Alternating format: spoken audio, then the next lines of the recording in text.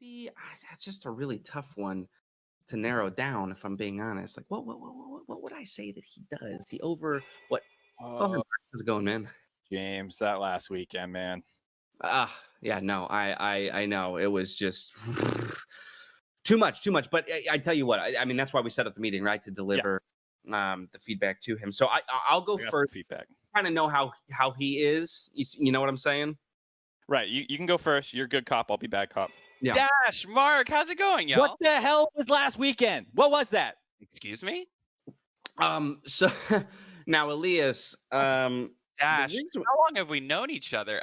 You can call me the writer. Okay. The writer. So we brought you in here to give you some feedback on what you had for us in week 5 of the LCS. Oh my God, wild, right? Yeah, too wild. What the what do you mean? You got your Wukong. You put it in bot lane. Yeah, I hear they do it in EU.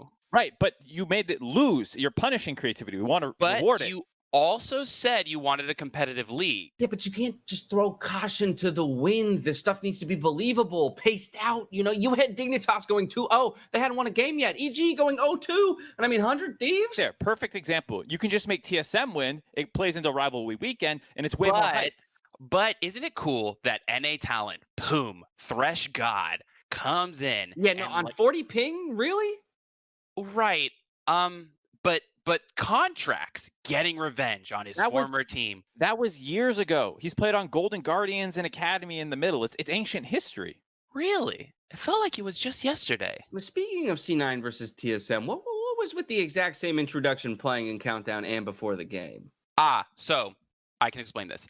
I ordered chimichangas, and you have to do no contact handoff now, but my apartment has a gate. So I copy pasted really quick. And I figured that's not acceptable, man. We're heading into week 6. Shape up, writer. Give me coherent plot lines so I look smart, okay? Figure it out. Wow. So overall in conclusion, it just seriously don't do that again. Yeah. Seriously, don't do that again. Okay, fine. Golden Glue to EG, Hooney's in.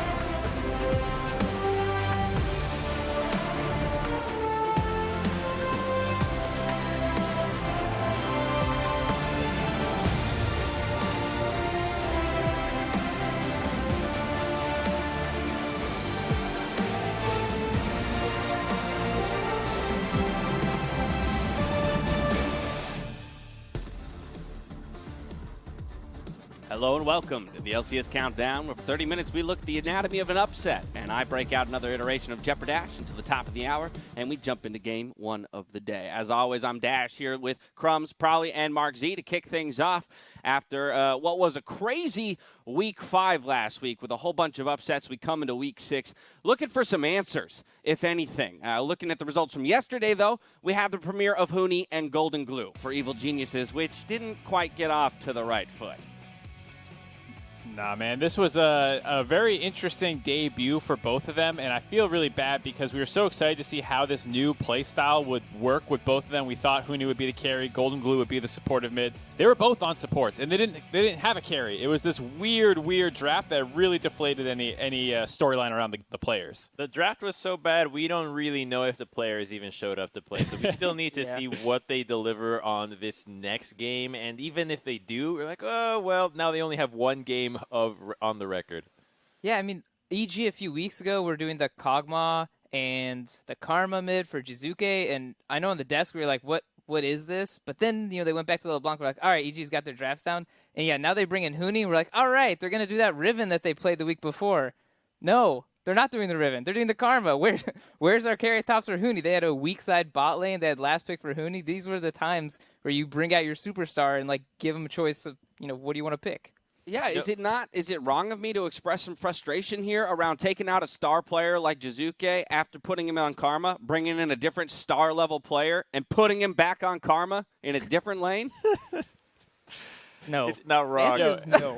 If you very saw the post-game justified. thread, everyone was disappointed, James. You're very in line with everyone else. Okay, good. Just wanted to make sure I had some affirmation in that regard. Let's talk about a different team, Team Liquid, who's looking a little bit better.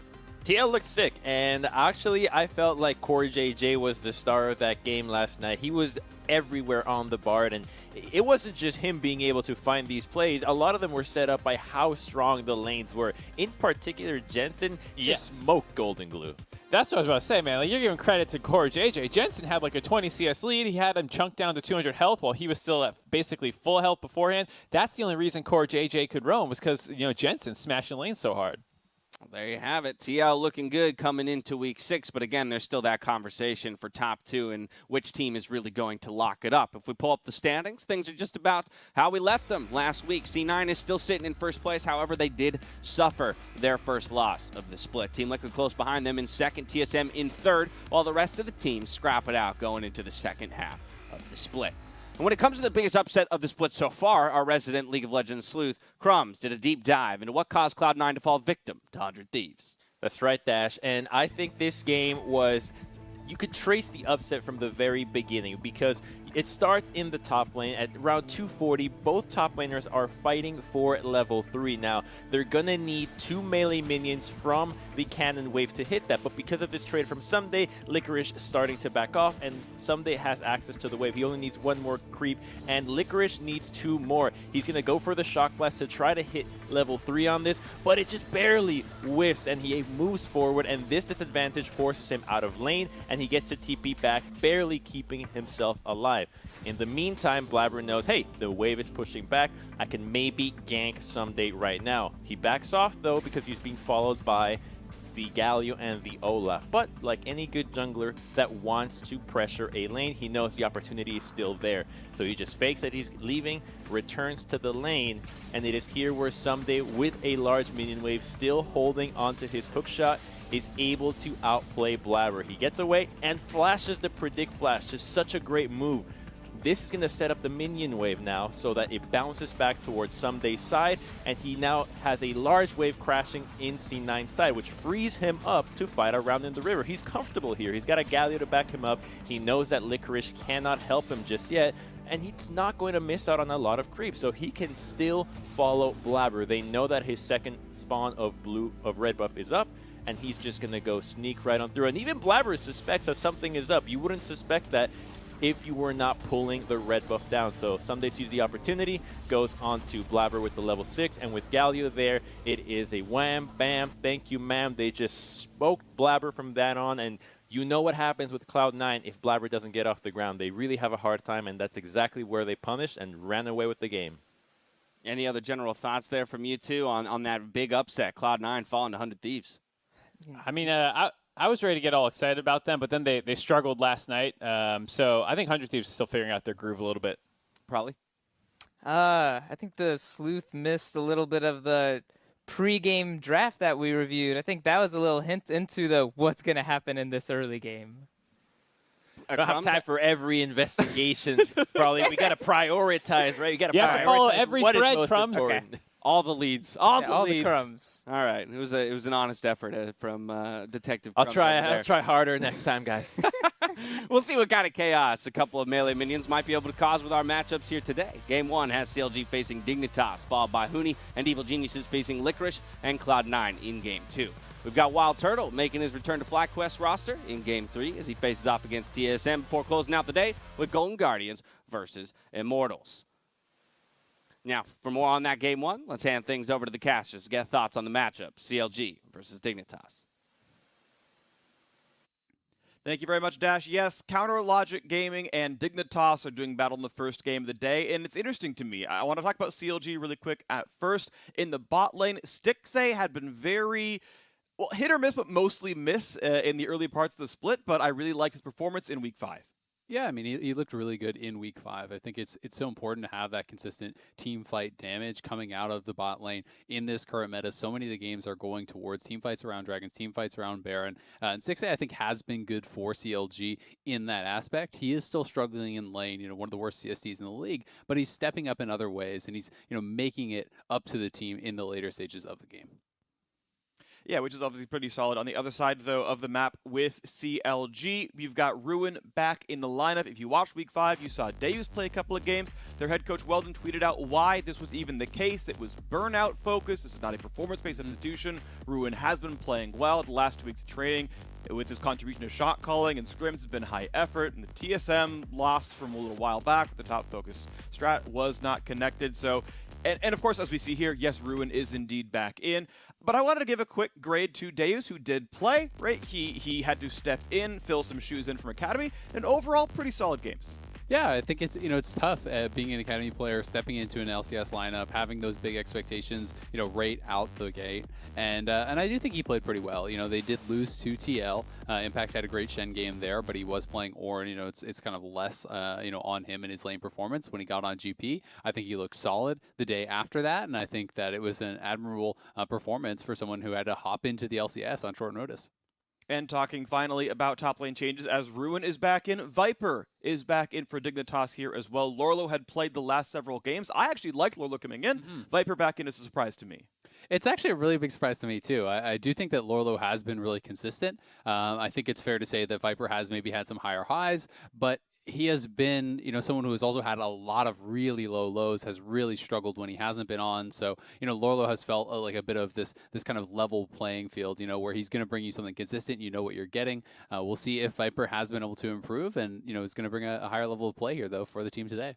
For sure. Definitely surprising to see Dignitas making changes after a 2-0 week, but Viper is in. Now we're going to step away for a quick commercial break, but when we come back, we're going to get more, or actually as we go, we're going to get more sage advice from a literal former world champion.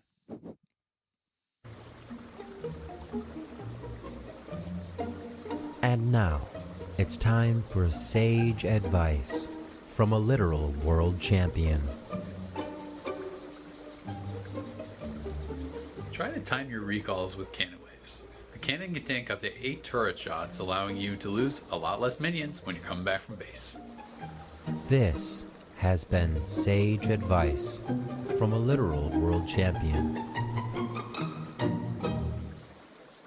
Where I'm happy to bring another iteration of the #1 League of Legends game show, Jeopardash. The rules are simple. I'm going to ask the three of you some questions. If you're smart, you get it right. If you're dumb, you won't. Feel like all right. So I guess we know got it on lock. You can give me three points already because I'm so smart, right? Woo! This isn't lane by lane. You don't just get free points, Mark. I know you won that earlier this week, but you'll have to wait for another episode of that. All right, question number 1. What day of the week has the longest average game time? Friday night, Saturday, or Sunday? Mark, what's your answer? I'm going to go Friday. I feel like Fridays are long. Is there a specific reason? You just because you have a feeling like you're on air I've a worked long every time? Friday, and I feel like they're long.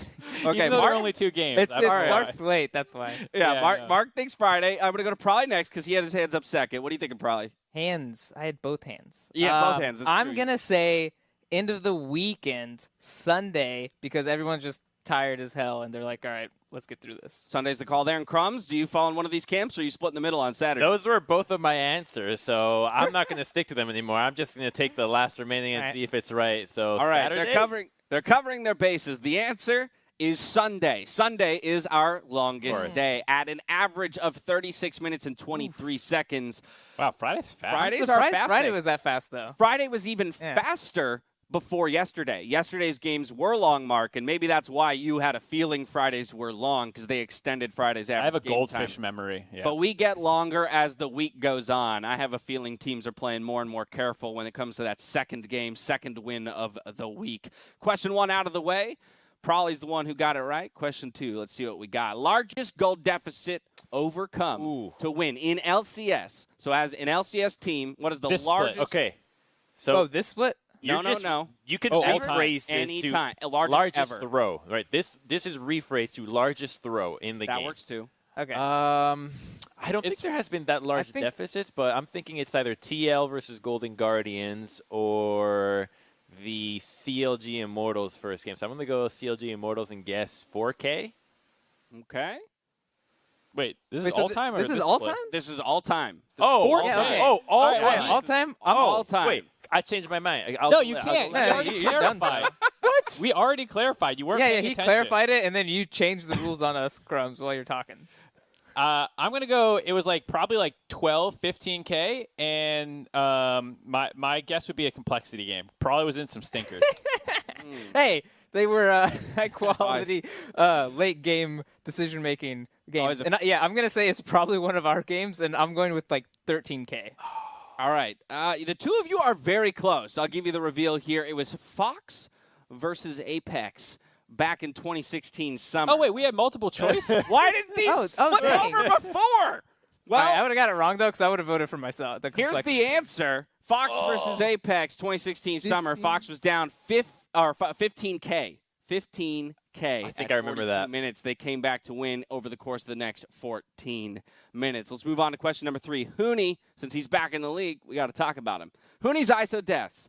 Get as close as you can to his career ISO deaths without going over. Price is Right rules. Oh, man. Price is Question. Right rules. Is this multiple choice? This is not multiple choice. Okay. It's Price is Right. Price is rules. Right. Closest It's without. multiple choice. Stop asking clarifying questions. This one's good. A good clue. Is it LCS or career? So is this LCK Korea too? and Yeah. It says LEC. all time. LCS all time. LCS all time. oh, LCS only. Okay, so I'd probably say it's probably 80.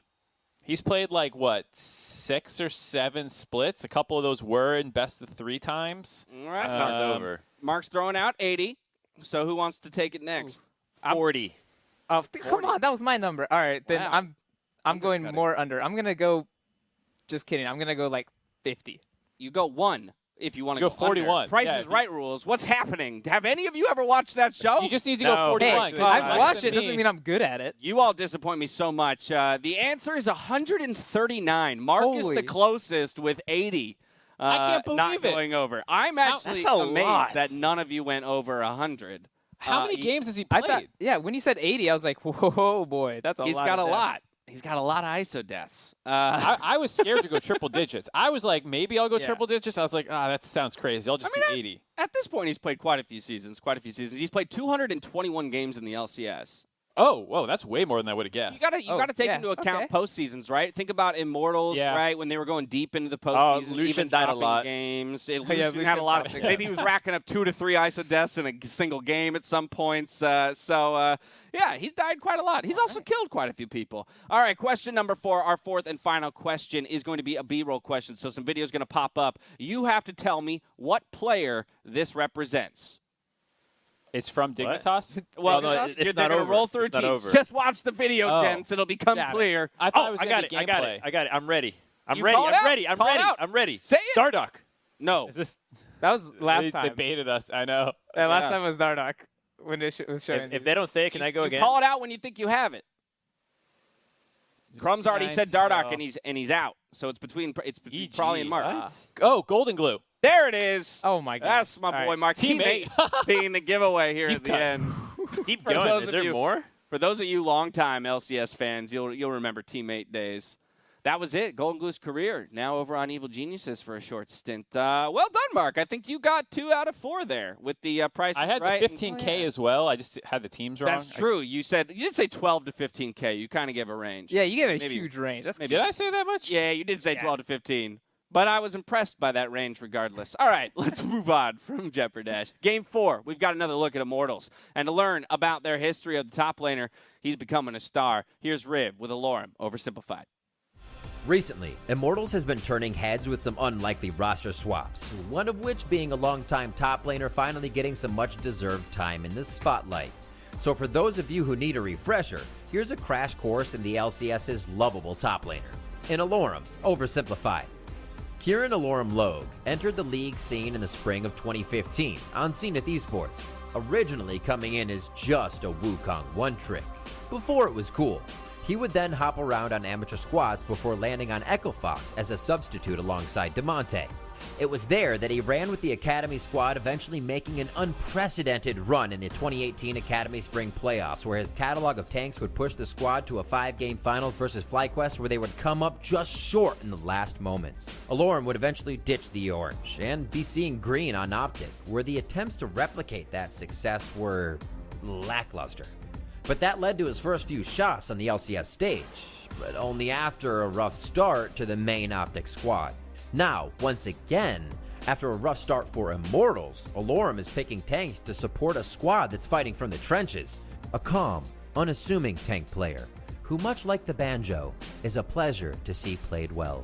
And that's all you need to know in Alorum, Oversimplified.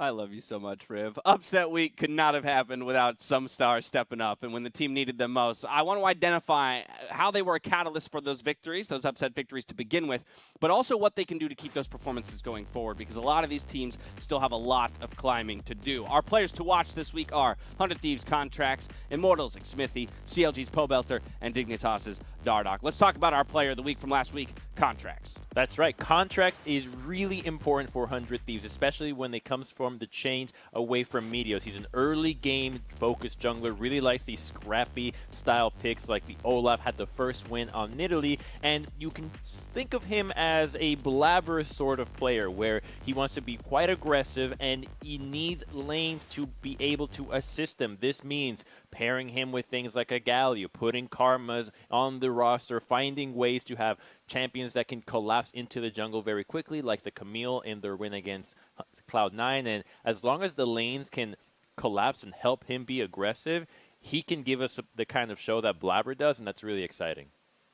Yeah, I mean, Contracts to me has the makings of a Blabber, right? I mean, he had the same origin story as Blabber, and I would love to see 100 Thieves index into him the same way that Cloud9 is indexed into Blabber. Moving right along to another person in the same position, but who kind of fills a very different role for their team, Immortals' Smithy. Yeah, Smithy's kind of been a little bit of a chameleon this split. We're used to seeing Smithy on these teams where he's playing the supportive champions, the Trundles, the Sejuanis, and it kind of allows his team to carry, and he just shows up for team fights like that. But now he's been playing the Graves, and I'll be honest, the showing he had on a carry jungler like Graves was really strong. And this is kind of a new look for him because on his team, he doesn't have these, superstar solo laners that he usually has. So him taking kind of the responsibility of like, I can do damage, I can do more, is something I'm really excited to see. Yeah, I mean, he's always felt like he's had like that kind of superstar player, like you're saying, time with Double Lift, both on CLG and over here. And this team does not have that kind of player who's going to dominate, so he does need to take a little bit more of the carry onus himself, but he does have some really great performances on those champions. Yeah, and we've seen already the team kind of looking towards those younger solo laners to put them on more stable, consistent champions like the Orianas, the Malphites, setting somebody up like Smithy for success. And we know he's got a Wicked Kindred and Nidalee game in there somewhere. Mark, let's move right along. Pobelter, the one-man army. Yeah, that's a great word for him. It feels like he is doing a lot of the heavy lifting for CLG for getting their wins in terms of actual game-winning plays. Like that backdoor, he was threatening it so that his team could get the Elder Drake when no one else seemed to have the macro understanding of how to pull the enemy team apart. It always falls on Pobelter, it feels like. And that's not to say he's playing perfectly. He does make plenty of mistakes, but it feels like he's under a bit of a magnifying glass where every mistake that he makes is so bad for the team because he is also the only one who's making these game-winning plays. So I definitely want to see the rest of the team step up a little bit to give him a little bit more of a buffer, specifically in the top side. Even when Deus subbed in, they don't play around top well at all, and so they're always dying in top lane. They have the most isolated deaths as a team in top lane, as well as pre-15 deaths. Like, something's always going wrong up there, and so as a team, they need to stabilize their map a little bit more. Give me some names, Mark. As a team, like who besides Deus? He's not even there anymore. I kept Deus is gone now. We need CLG. All right, Rune to step up. Rune More names. Rune needs to step up. Wiggly needs to step up to help Pobelter out. There you go. I kept the names out of my mouth at first, but probably any names you want to add to the list? More. No, I want to just highlight those names. You say them again, Mark. I don't know if people in the back heard it. we got Wiggly and we need Rune. Step up, please. There you go. There it is. There it is. Top side of the map for CLG. Crumbs, talk to me about Dardoch and his pop-off performances. So Dardoch is a player that has been really explosive when he came into the LCS or got back into the LCS. He's playing a lot of Graves, a lot of these carry-style junglers. Now, the thing that's interesting about him is that despite his mid laner being Phoenix, he can really pop off when Phoenix is playing Azir, but that's something that we're not really going to see out of him anymore. It's surprising that he even got that pick so many times. Now, when we saw him on TF, that was probably one of the worst TF performances of all time, and what we need to have around Dardoch for him to succeed is consistency from mid lane. Him and Phoenix have been playing together for quite some time. We just need to see what happens when Phoenix is not on Azir, since it should get banned, and when he's not on Twisted Fate, since it was just too bad. Yeah, I definitely agree, especially with Afro and Johnson playing so well already in the bot lane. Now you have a jungler who's working well. Top lane, I'm not quite sure what's going on with the Viper substitution. I was going to say Lorlo has been playing well, so I'm definitely also looking at Phoenix to stabilize. Yeah, that's a peculiar one, and we'll touch on that when we get towards that game a little, later in the day. But it's still an interesting change when things started to go so well for them. With all of that in mind, let's go ahead and take a look at some predictions for the day, where the three of you land. The league was thrown into. Okay, thank you, thank you for really coming to the table with some differences today, gents. After last week, I was really hoping to see some interesting predictions. We have CLG as the call over Dignitas here in the first game of the day. Probably you've got confidence in a CLG after calling out names like that a moment ago. Hey, just because I need them to step up doesn't mean they're not listening to me right now, okay? I'm pretty excited. I think Dignitas doing the top lane switch was really concerning for me. CLG, I do think Pobelter has a good idea of how to play the game, and I think he can crush Phoenix, and I think that's kind of the linchpin that's going to be the decider in that matchup. I just love how messed up today is after week 5 where everything just got flipped on its head. We no longer know what we're doing with predictions. We were so similar for so much of the split, and now we're like, that one, I don't know. I got to ask you guys, how do you guys still believe in TSM? To go in TSM versus FlyQuest when they... Because I don't believe in FlyQuest at all. I don't believe it either. That's what it is. FlyQuest play recently? At least TSM got a win yesterday. All right. But anyway, we got to get into some games here. So let's head it over to Freak and Azale to get ourselves into game 1.